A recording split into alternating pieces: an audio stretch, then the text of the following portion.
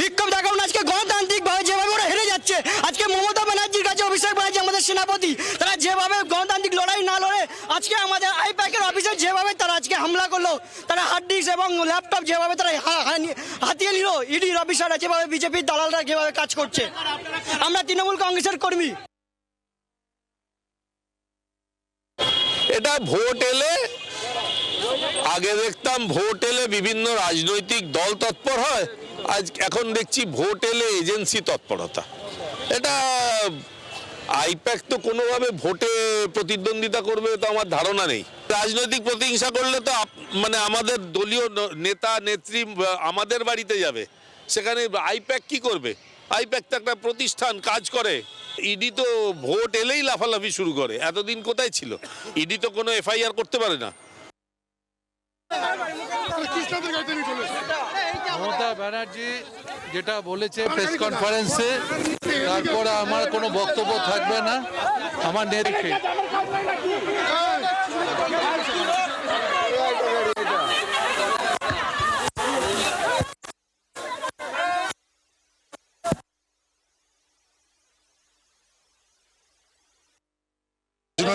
রাজনৈতিক চক্রান্ত, ঘৃণ্য রাজনীতি, মানে একটা মানে বলা যায় মানে হিটলার রাজ আমাদের দেশে কায়েম করছে। তার বিরুদ্ধে লড়াই পশ্চিমবঙ্গ দেবে।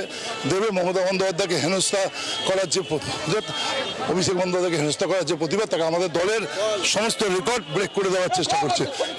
এটা সংস্থাকে গণতন্ত্র মানে গণতন্ত্রের সব থেকে ধ্বংসের দিন আজকের দিন। তাই আমরা ঠিক ইডির কাজ করছিল, করুক, আমরা আমাদের কাজ করব। এটা আইনি বুঝবো, আমরা বুঝে নেব, দল বলবে। আমি ছিলাম, দেখছিলাম। এক এক করে তৃণমূল কংগ্রেসের কর্মীরা সেখান থেকে বেরিয়ে যান, তৃণমূল নেতারা নেত্রীরা তারা সেখান থেকে বেরোন এবং তাদের মতো করে তাদের বক্তব্য রাখেন। অন্যদিকে একেবারে বিক্ষোভের মধ্যে থেকেই কিন্তু ইডি আধিকারিকরাও কিন্তু আইপ্যাকের দপ্তর ছেড়েছেন। এই মুহূর্তে কি চলছে আমরা সেটাই জানবো, কথা বলবো। আমাদের সঙ্গে দেবাঞ্জন বন্দ্যোপাধ্যায় রয়েছেন, আমাদের প্রতিনিধি। সরাসরি দেবাঞ্জন, এখন কি চলছে?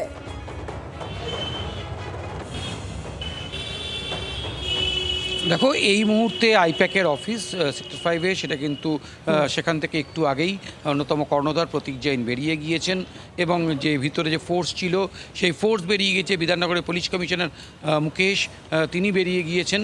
তার ফলে এই মুহূর্তে যে সকাল থেকে যে ডামাডোলের পরিস্থিতি, যেভাবে তৃণমূল কর্মী সমর্থকেরা এসেছিলেন বিক্ষোভ প্রদর্শন করতে, তারা কিন্তু এই মুহূর্তে তারা বাড়ি ফিরেছেন এবং এই মুহূর্তে এলাকা বলা যেতে পারে নিয়ন্ত্রণের মধ্যেই রয়েছে। কিছু পরিস্থিতি নিয়ন্ত্রণের মধ্যে, যত পুলিশ অফিসার, কেন্দ্রীয় বাহিনী এবং ইডি আধিকারিকরা তারা চলে গিয়েছেন এবং ইডি আধিকারিকরা বেরোনোর সময় তাদের ঘিরে ধরে কিন্তু একটা বিক্ষোভের পরিস্থিতি তৈরি হয় এবং তাদেরকে বিজেপির দালাল এবং জয় বাংলা স্লোগান দেওয়া হয়েছে। তাদেরকে ঘিরে ধরে কিন্তু তাদেরকে কর্ডন করে শেষ পর্যন্ত কেন্দ্রীয় বাহিনী গাড়িতে তুলে 5 জন অফিসার ছিলেন তাদেরকে বের করে দেওয়া হয়েছে।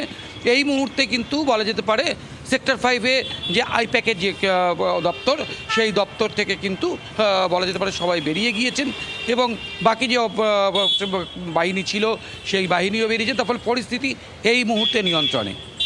শুক্লা, যে সমস্ত তৃণমূল কংগ্রেসের কর্মী সমর্থকেরা এসে জড়ো হয়েছিলেন 4টি বাসে করে, তারা কিন্তু আজকে এই আইপ্যাকের দপ্তরের সামনে চলে আসেন। সেই সমস্ত তৃণমূল কংগ্রেসের কর্মী সমর্থকেরাও কি জায়গা ছেড়ে দিয়েছেন?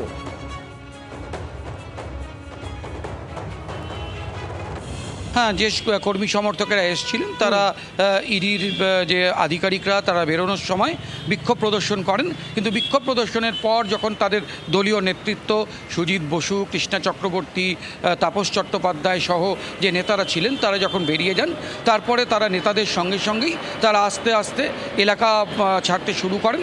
এই মুহূর্তে কিন্তু সেক্টর 5 চত্বর আইপ্যাকের যে দপ্তর, সেই চত্বরে অর্থাৎ ওয়াটার সাইড চত্বরে, সেখানে কিন্তু বলতে পারি, কারণ খানিকক্ষণ আগে মমতা বন্দ্যোপাধ্যায় যখন আইপ্যাকের দপ্তর ছাড়েন সে সময় তিনি বলেছিলেন যে তিনি আবারও আসবেন।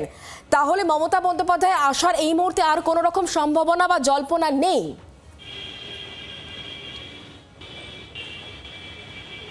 দেখো এখনো পর্যন্ত পুলিশের তরফ থেকে যে সূত্রে আমরা যে জানতে পেরেছি, এই মুহূর্তে মুখ্যমন্ত্রীর আসার মতো কোনো রকম সংবাদ তাদের কাছে নেই এবং সেই মতো যে ফোর্স ডিপ্লয়মেন্ট, সেই ডিপ্লয়মেন্টও নেই। তো আমরা সেই ফোর্স ডিপ্লয়মেন্ট থেকেই বোঝা যাচ্ছে যে মুখ্যমন্ত্রী কিছুক্ষণের মধ্যে যে আসতে পারেন সেরকম সম্ভাবনা কিন্তু এই মুহূর্তে নেই। তুমি নজর রাখো, অনেক ধন্যবাদ আমাদের সঙ্গে সরাসরি থাকার জন্য। মুখ্যমন্ত্রী মমতা বন্দ্যোপাধ্যায় ফের আগের মতো গর্জে উঠেছেন আজকে সরাসরি দু জায়গাতে তিনি যান। একদিকে প্রতীক জৈন তার বাড়িতে তিনি পৌঁছে যান প্রথমে এবং তারপর তার দফতরে তিনি চলে আসেন। একেবারে প্রতীক জৈনের জন্য 3.5 ঘন্টা অপেক্ষা করেছেন মুখ্যমন্ত্রী মমতা বন্দ্যোপাধ্যায়। তবে আজ প্রতীক জৈনের বাড়ি থেকে বেরিয়ে মমতা বন্দ্যোপাধ্যায় গর্জে উঠেছেন এবং বেশ কিছু গুরুত্বপূর্ণ মন্তব্য তিনি রেখেছেন। তিনি অমিত শাহকে ন্যাস্টি হোম মিনিস্টার বলে নিশানা করেছেন। এটাই কি ইডি বা স্বরাষ্ট্রমন্ত্রীর কাজ, এটা উল্লেখ করেছেন মমতা বন্দ্যোপাধ্যায়। তিনি অভিযোগ করছেন পরিকল্পিত রাজনৈতিক কৌশলের এটা একটা অংশ। সল্টলেকের আইপ্যাকের অফিসে যখন ইডি তল্লাশি চালায় সেখান থেকেও আমরা দেখতে পেয়েছি বেশ কিছু গুরুত্বপূর্ণ ফাইল কিন্তু পুলিশ সেখান থেকে নিয়ে যায়। এখন প্রশ্ন, কি রয়েছে সেই ফাইলে, কেনই বা তড়িঘড়ি এই ফাইল সরানো হলো? বঙ্গ রাজনীতিতে এই ফাইল নিয়েও কিন্তু এই মুহূর্তে চর্চা তুঙ্গে। বাংলার আওয়াজ, বাঙালির আবেগ, জি 24 ঘন্টা।